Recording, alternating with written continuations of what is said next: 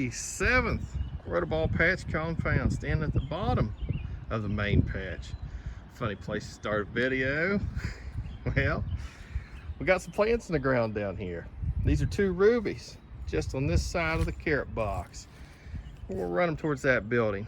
We're going to give these plants a couple hundred square feet tops. Just try to get one fruit off of one of them. Now obviously there's a size differential. One of them's about 8 days or so older. Yeah, I'll let you guess which one. So those are my rubies. We get a higher deal off of them gals. Other side of the carrot box, what we got here? 1143.5 pals. Same setup, 2 plants. Now these gals are the same age, and they're gonna fill in this bottom portion, maybe 225 square foot. See how it goes. Always like to have a nice green squash in the patch.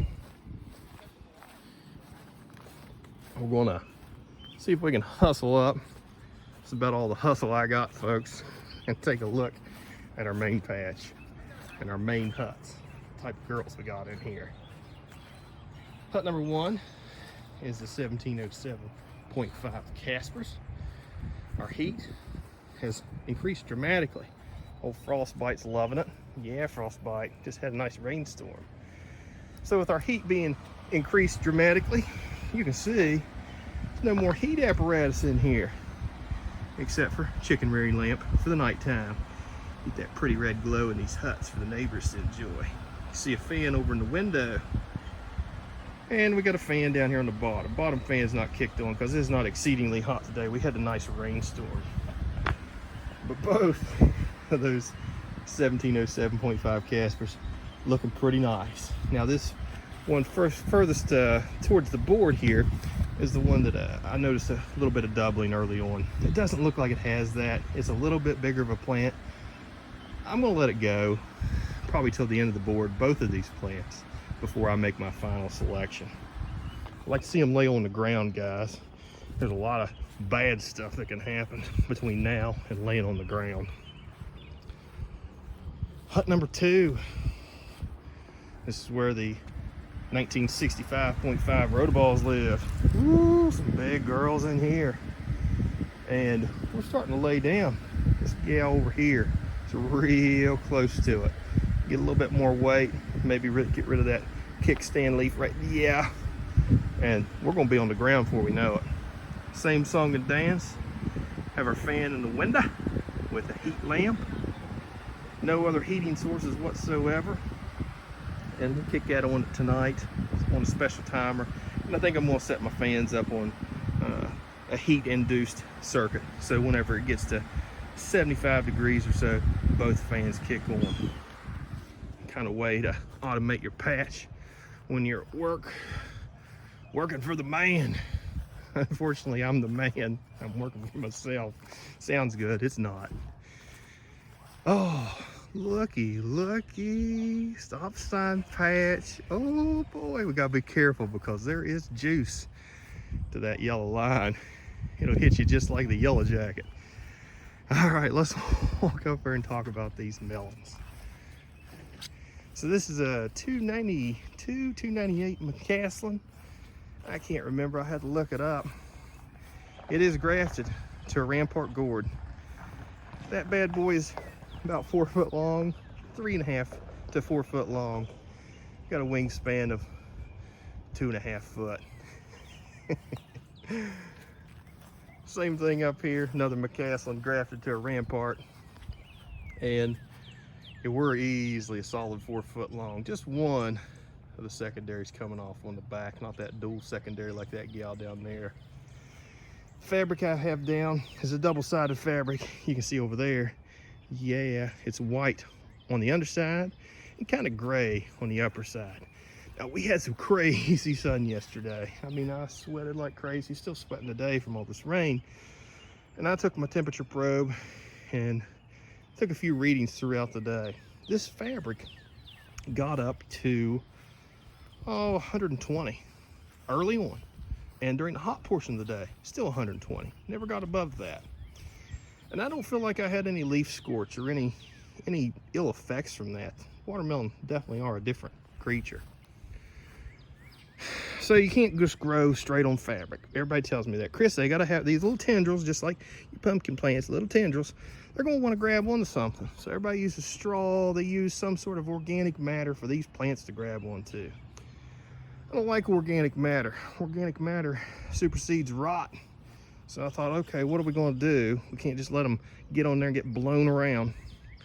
So I got, you can see some fold here, but this whole area, I'm gonna get zapped. You guys are gonna watch me get zapped. This whole area is covered with, it's 1/2-inch bird netting. This is the stuff that you buy to put over your fruit trees early on to keep the daggone birds from eating all your delicious fruit.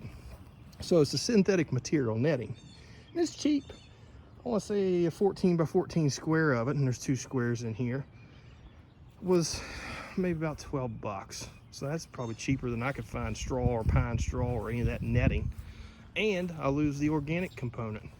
How will it work? I have no idea. One thing I can say is this gal down here, when I first put her in the ground, that tip way out there was not straight up and down. You know, she's really righted herself.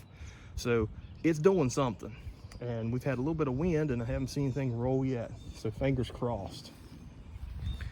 Oh, tell us about those Burchett beauties. Yeah, these are the 1526 heavy hitting Robert Burchett. Those are his plants. And left the tables off. I was out doing some chores and boy, they got hammered with the rain. So not bad. I was a little bit apprehensive coming home, like, oh boy, what are we gonna find when we get back to the house? And I like them. They look good. They took it really well. They haven't been in the ground for 48 hours. These are my 150 square foot plants. Of course, we will have one chosen plant and it'll fill this area, and there's going to be a big old world record fruit right down there off the 150 square foot patch.